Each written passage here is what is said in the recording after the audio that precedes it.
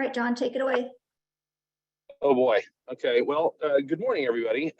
John Cannon. I'm the executive director of the Nebraska Association of County Officials. We're here to talk about the postcard bill. Everyone knows it, loves it, can't wait for this year's round of what sorts of changes the legislature has in store for us. I'm hoping that it'll go a little bit more smoother this year. Frankly, I thought it went, all things considered, I thought it went pretty well last year, but we made a few tweaks based on information that we received from you. We took that to Senator Hansen.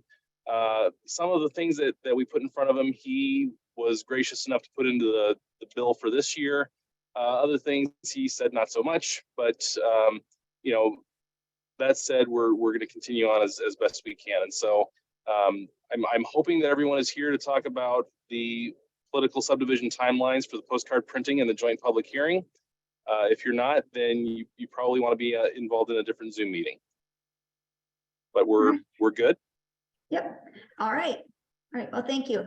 If you need to jump off of this Zoom meeting to tend to other business, this is being recorded. We will upload it to our website on our education catalog today, along with these PowerPoint slides will be available. So if somebody in your courthouse, after reviewing this, and somebody in your courthouse wasn't able to attend, please feel free to share the link in the education catalog with them. So today we do have several, it's just not county officials that are on this call. We have invited folks from the schools, the cities, and community colleges to join us as well. The chat is open, so as we go through this timeline, please feel free to use the chat, and we'll try our best to monitor that so we can answer questions in the time frame as we go along these timelines. So what we're going to start with is just the very beginnings. These slides might look very familiar to our county folks. We used these slides last year to do a walkthrough. We just revised these slides to update with the new legislation and just some best practices to prepare for the postcard printing and joint public hearing, some things that we learned along the way last year. So let's get started. So as always, by August 20th, our assessors will provide our political subdivisions with a certification of taxable value and value attributable to growth. So that date has not changed. However, the forms have been updated by the Nebraska Department of Revenue Property Assessment Division. So be on the lookout for those new forms. So they will indicate on the bottom right there of the form updated July 2023. So those are the forms that you'll want to use.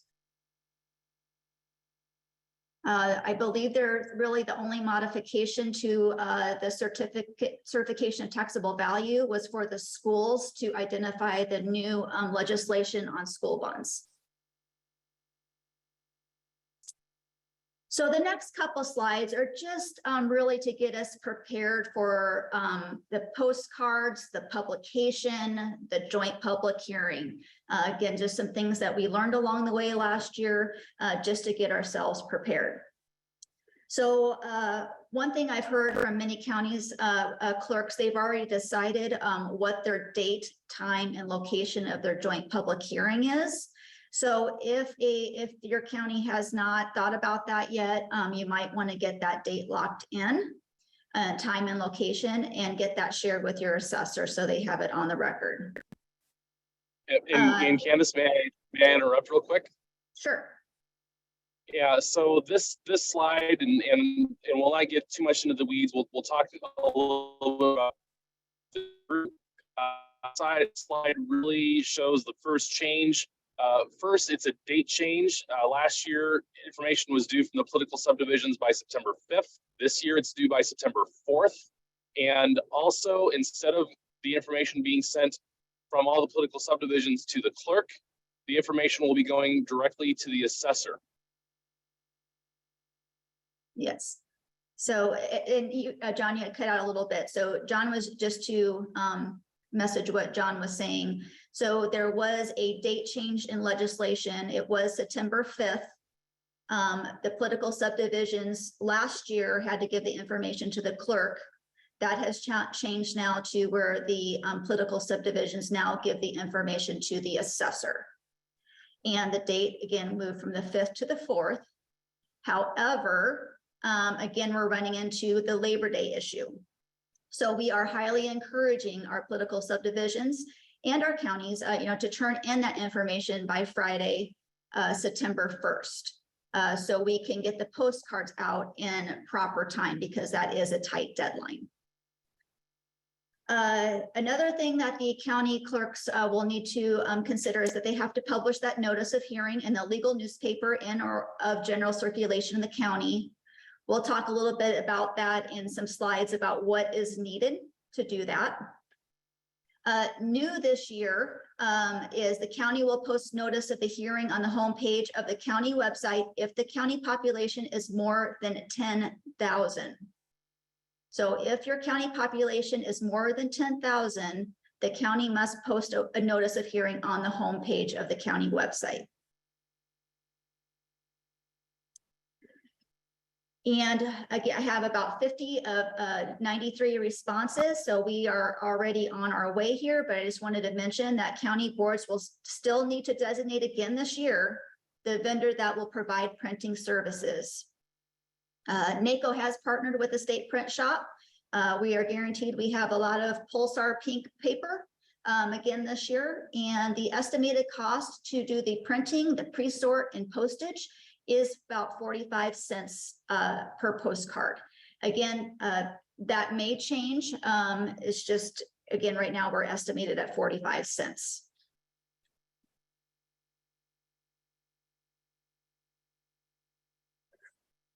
And just some friendly, reminders. Again, the county budget prep worksheets or any sort of budget prep worksheets, they should be prepped by August 20th as soon as you get those certifications to plug that in. The state auditors have updated their budget forms that will calculate the real growth percentage. The only change this year is the schools. Your budget forms do reflect the exception for the school bonds. So your forms are on the state auditor's website with that change. County assessor will receive the relevant information via email from the political subdivisions for the postcard. So that is new this year too. Not only do you not send it to the clerk, but you will send it to the assessor. And in the legislation, it was amended, a change to say electronically submitted to the county assessor. So again, a little bit of change there. And we will go a little bit over what we're suggesting about the information that the assessor should receive. And we are working on a form to help navigate that, those criteria of information that to successfully make that postcard work. As a reminder, this was one of the #1 questions that we received at here at NACO is political subdivisions not headquartered in a county will still need to report to the assessor in all the counties where their taxpayers are impacted by the tax request increase. So if a school is not headquartered in the county, but your school is impacted in that with the county where the taxpayers are impacted, you still need to contact that assessor. So you may have to contact multiple assessors with your tax request increase. You cannot just do the one that you're headquartered in. It is a responsibility of the political subdivision to electronically submit information for the postcard to the county assessor of all your taxpayers.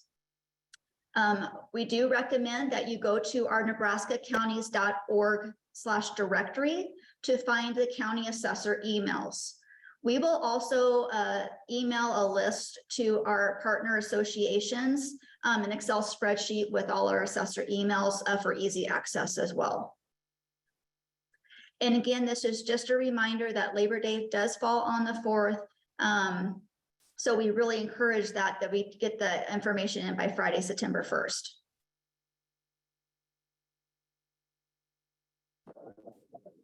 As mentioned, one big change, which did cause a lot of confusion last year, which was, we were thankful to get cleaned up this year, is that school bonds are now excluded.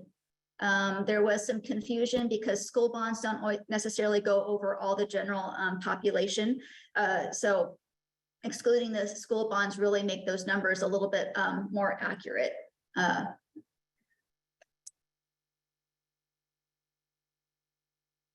I'm going to stop there. Is there any questions on that so far?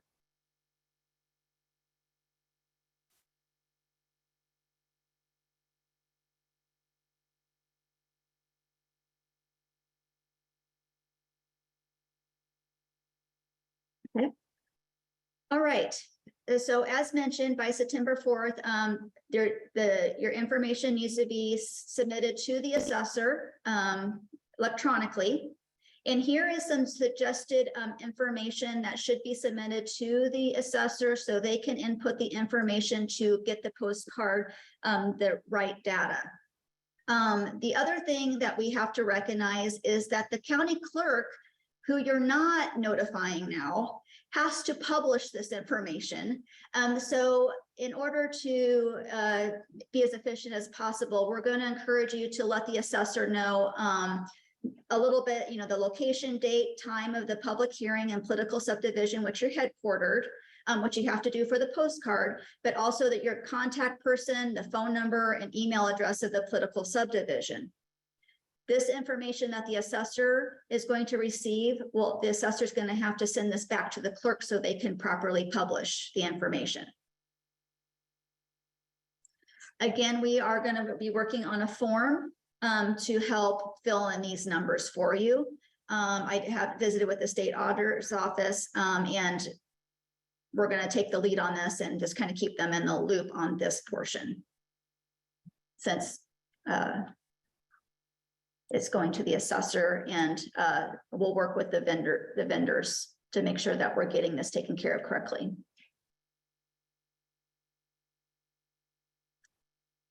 So as I mentioned, the county assessor will need to provide the county clerk with the list of all the political subdivisions, locations, dates, times of hearings for the publication. The clerk is also still responsible for notifying each participating political subdivision of the date, time, and location of the joint public hearing. So it's really going to be important that the assessor shares this information of all political subdivisions that are impacted by the joint public hearing with the clerk. The publication and website shall include the date, time, and location for the joint public hearing, a listing of the telephone number for each political subdivision that will be participating in the joint public hearing, and the amount of each participating political subdivision's property tax request. This includes all joint public hearings that impact your county's taxpayers. So if there's multiple political subdivisions and there is a county next to you that has a joint public hearing, you might have to put that in your publication as well. And again, newspaper publication cost is not reimbursable. So this is a county expense.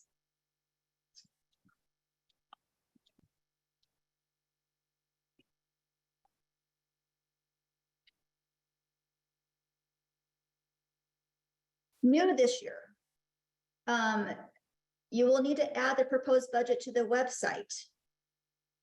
Each participating political subdivision, so it's just not counties, each participating political subdivision shall also maintain a prominently displayed and easy accessible link on the homepage of the political subdivision's website of the proposed budget, with the only exceptions are for counties that have population of less than 10,000 inhabitants, a city with a population of less than 1,000 inhabitants, or for joint public hearings prior to January 1, 2024 of the school district. Oh, you can't hear us?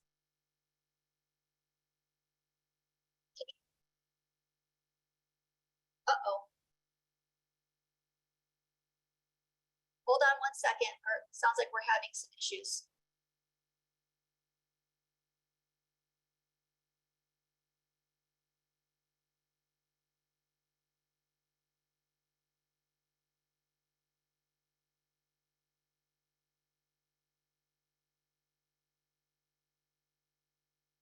if we have some internet issues. 1 second.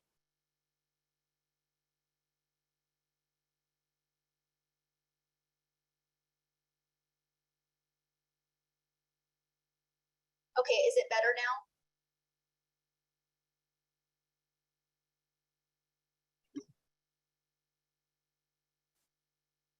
John, are you available to? I am. Can you hear me? Yeah, we're having some technical issues. I don't know if our internet's bad. All right. So, I mean, I'm picking up on this slide here. So for new this year, so each participating political subdivision, it's only if you are on the postcard, you have to prominently display on your website an easily accessible link for your proposed budget. So that's for counties with a population in excess of 10,000 people, or a city with a population of more than 1,000 people, or for school districts, and that's for this year, for joint public hearings prior to January 1st of 2024. And so that's so again, if you're a county with a population in excess of 10,000 people, a city with a population in excess of 1,000 people, you have to do this. If you're a county with less than 10,000 or a city with less than 1,000, you do not have to do this. You do not have to have it on your website.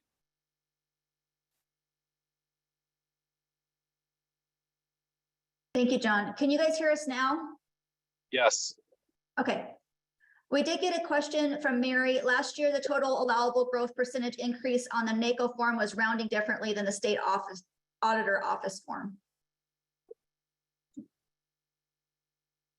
Yeah, I think there was a little bit of a rounding issue that we did address. Again, I think the issue was coming in that what the auditor's office was providing on the budget sheet wasn't enough information to produce the postcard correctly. So we have to kind of manage that. If I'm not mistaken, I don't think it was I think there was a couple cases in larger school districts where it did make a difference. Yep. So we'll keep on working with the auditor on that. Okay, hopefully I don't lose connection again. We'll keep on going. The postcard notification. Is that my next slide? I lost track, sorry. So county boards, as we mentioned, will select the printing company. Again, we have about 50 counties that I've already designated, and I know a lot of counties have it on their agenda ready to go. So we last year we had 89 counties that participated. Judith, I would say whoever's in charge of the homepage on the website would be the one probably responsible for posting that date and location. So that the assessor is going to receive the information, but you'll want to visit with whoever's responsible for the homepage postings, if that makes sense. Because I know every county does things a little different. So the counties are designating the state print shop, or they're more, you can use any sort of vendor that, that works for you.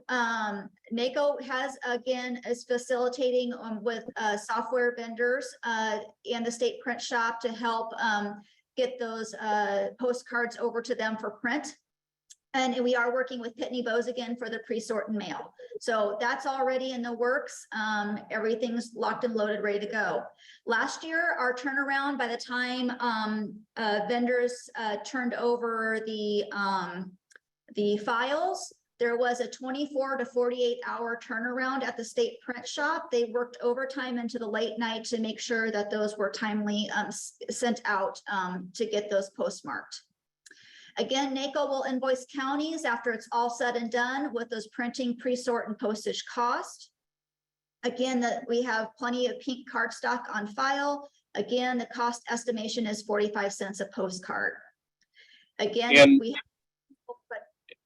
and we will be able to tell you what the breakdown is, how many postcards are shared between school district, community college, county, and city, how many only have 3, how many only have 2. We will have that. We will be able to provide you with that breakdown so that you can build that out appropriately. So yes, MIPS and Vanguard do offer that, and then we'll forward it to the clerks and the assessors so they can help that with that reimbursement. The postcards, as a reminder, have to be sent to all affected taxpayers, be sent 7 days prior to the joint public hearing in their county. So again, trying to figure out what day that hearing is set and making sure that those postcards, you need to give us, I would like to see a 3-day, buffer there, just in case there's an issue with the file, to get that done timely. Again, I didn't really update the postcard. This is a postcard from 2022. I don't believe there was any changes legislatively to what the postcard would look like. We did try to make it a little bit easier, but Senator Hansen really likes how the information on here. So everything really stays the same.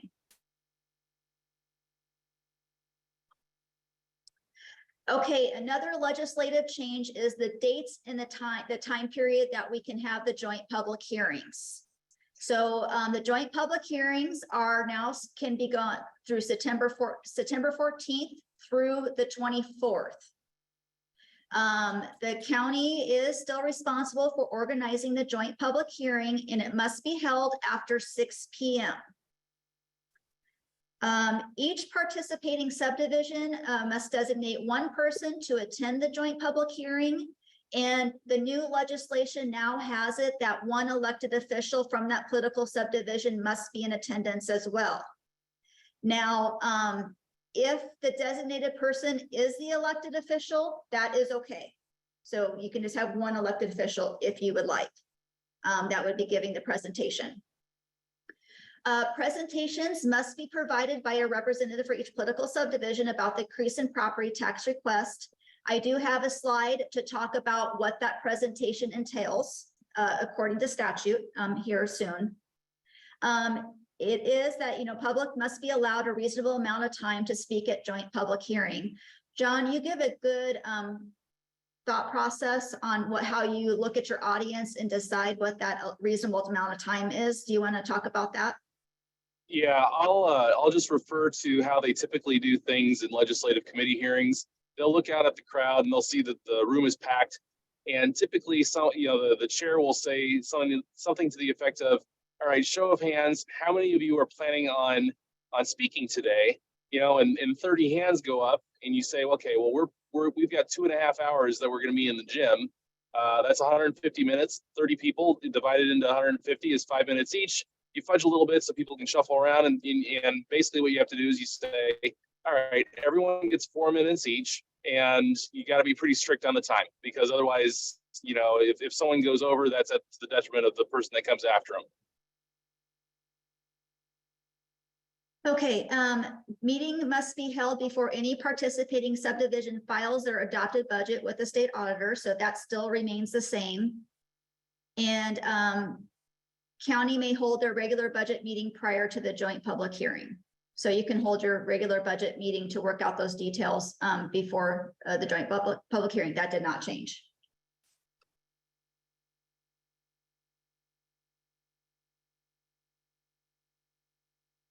Okay, so here is what has to be in that presentation. There was some confusion, I think, on what the presentation should be about. So these are the main areas that you need to have. So if it's a PowerPoint or a handout or something that you can just talk through these items, then you are covering what you need to do for the joint public hearing. And obviously allowing the citizens an opportunity to speak.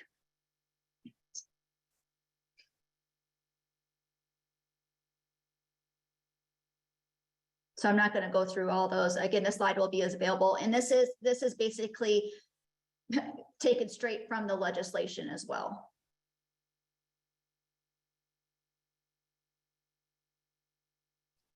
So we got a question from Sue Ann. We can adopt our budget before joint public hearing. How do you handle the crowd to not make it a Q&A?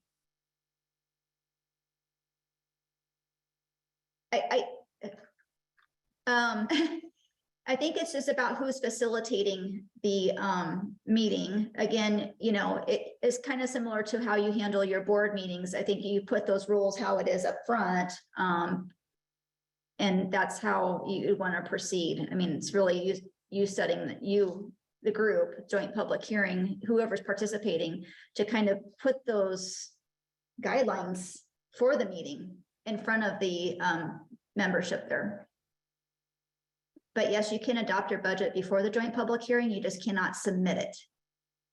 And for what it's worth, Sue-Ann, to answer that, the second part of your question, NACO, the League of Municipalities, and the Nebraska Association of School Boards, between the three of us, we're going to draft some guidelines for how to conduct the meeting and things to say, things to really, you know, keep a grip on the meeting so that it doesn't just spiral out of control. And of course, it's just a draft, it's just guidelines. No one's obligated to do anything just because, you know, Lynn, Rex, John Spots, and John Cannon have suggested it. But it'll be some hints as far as, you know, here's some helpful things to keep control of you know, a crowd from getting unruly. And so we'll be drafting that and sending that out, and you're free to, you know, look at it, ignore it, whatever, but we are going to provide that to you.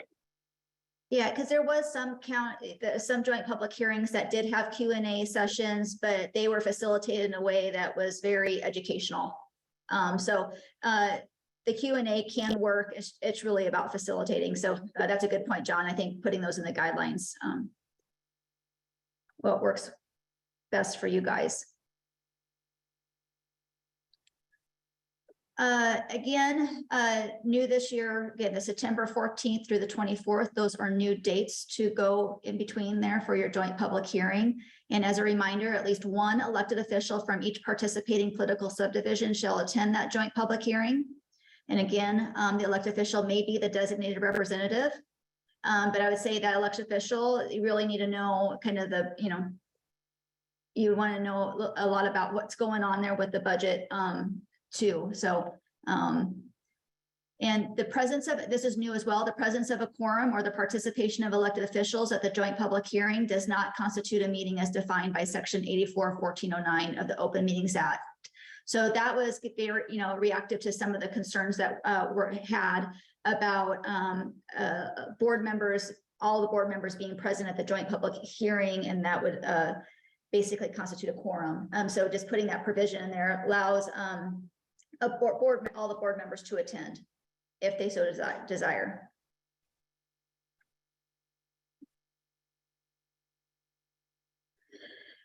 So after the joint public hearing, the county clerk must provide a report to all participating subdivisions.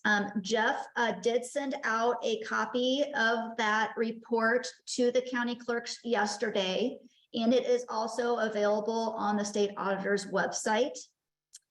There was some changes to that report from last year. The names of the designated representatives and the political subdivisions participating in the joint public hearing, they add the real growth value and real growth percentage for each participating political subdivision. The amount of each participating political subdivision seeks to increase its property tax in excess of the allowable growth. The number of individuals who signed in to attend the joint public hearing, those were things that we were asking for just to get a starting point. So now it is in legislation. Name and address of individuals that spoke at the hearing, unless they have a waiver to protect the security of the individual, and the name of any organization represented by each individual, and the name of participating subdivision that presented at the hearing. This report will be given, is statutorily supposed to be given to all the participating subdivisions.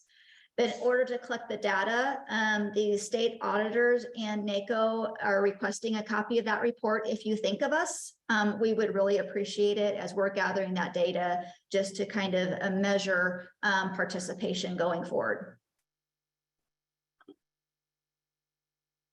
And here I just have a copy of that report that Jeff Schreier from the state auditor's office sent to the county clerks yesterday.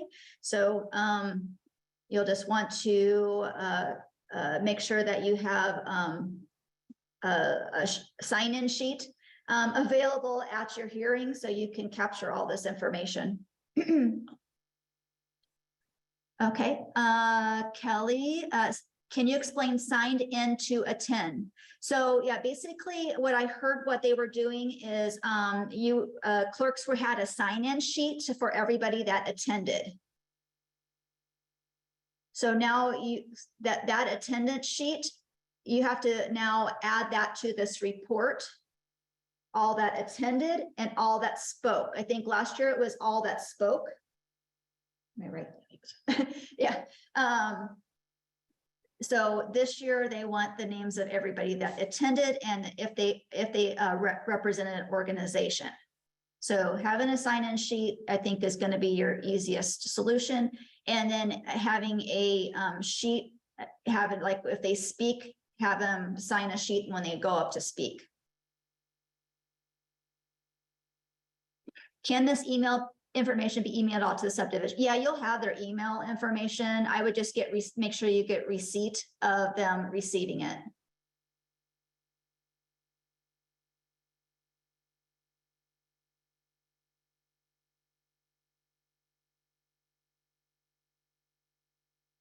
Make sure I didn't miss anything. Okay. Again, then just kind of going back to the normal now. After the joint public hearing, the governing body shall pass an ordinance or resolution to set that property tax request. Again, that format is on your state auditor's website. I don't believe there was any changes from last year, but you just always want to make sure that you have the freshest resolutions or ordinances that the state auditor provides you. So that a resolution is due to the county clerk by October 15th. So nothing's really changed there. And then again, nothing changed with the final day to file adopted budget to the state auditor. It's still September 30th. I just wanted to, John touched on this just a tad bit, but I just want to go back to it about the cost share for the postcard. The initial cost for postcard printing and postage will be paid from the county general fund. So you should be budgeting for the expense and revenue, even if you don't know. I mean, you still need to probably just put something in a line item as you're budgeting. The cost of the postcards will be divided proportionally among participating subdivisions. So as John mentioned, MIPS and Vanguard provide the counties with a breakdown of those, of how to do that reimbursement. And then the counties will invoice all the participating subdivisions their portion.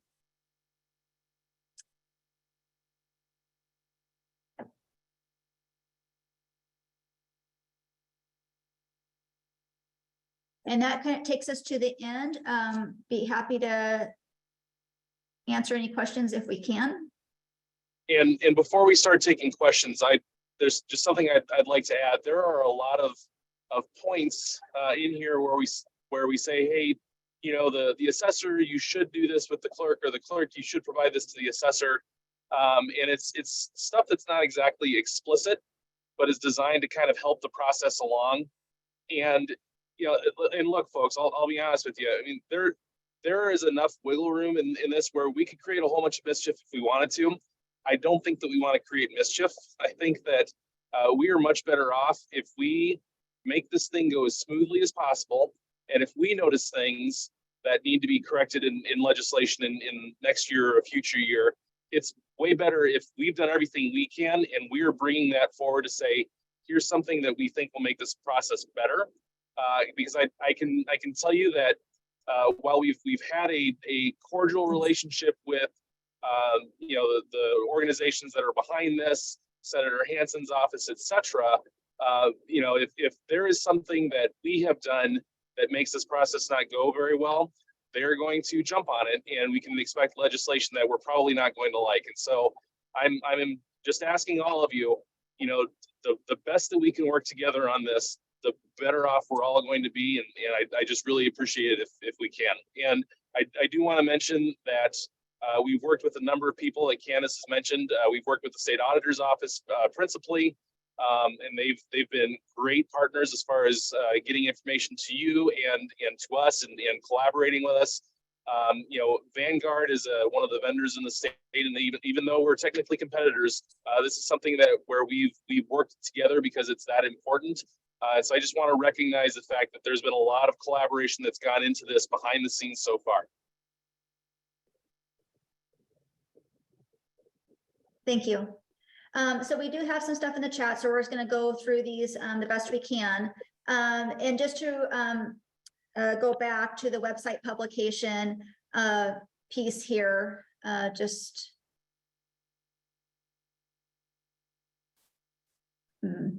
here.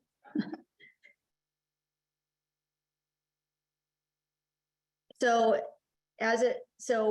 the exceptions are counties with population of less than 10,000 inhabitants, a city with a population of less than 1,000 inhabitants, or for joint public hearings prior to January 1st, 2024 for school districts. Those are the folks that do not have to add the link to the proposed budget to the website. Everybody else will have to put the proposed budget link on their website.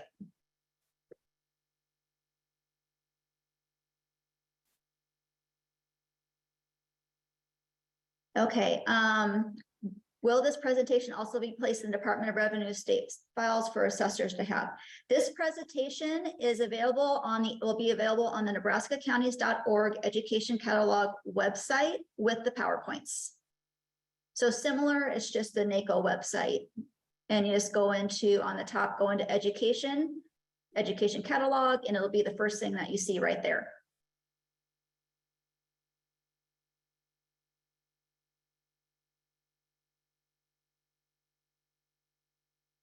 Yep, thank you. 2 questions. Is levy setting date still October 20th? That did not change. Did I see the cost of published meeting cannot be used for reimbursement? That is correct. That did not get changed. The only reimbursement, Brandy, is for the production of the postcard. Administrative costs for producing the postcard, printing, pre-sort, postage, the actual postcard. So Tammy, we do bulk mailing. So we get a lower rate. So we're not going the full-blown postcard. We've already got that. It did increase in July. So yeah, I know it's a little bit confusing, but it's bulk rate. And that's what's so good about doing this together. The law of large numbers helps us reduce those costs by NACO purchased a bulk permit to help keep that cost low for our counties and our fellow political subdivisions.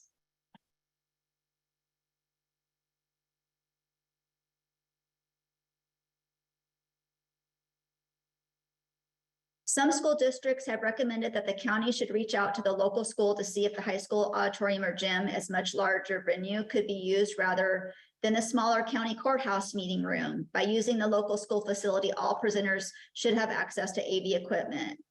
So yeah, that's a good point. You're working together. Might be a great opportunity to, if your courtroom is a little tight or snug, or people were having to wait out in the hallway, which we did here because we weren't recognizing how many folks wanted to attend. That might be an alternative. Kelly, yeah, they used their college theater. Yep. So yeah, definitely work with your political subdivisions to see what would work best for your county.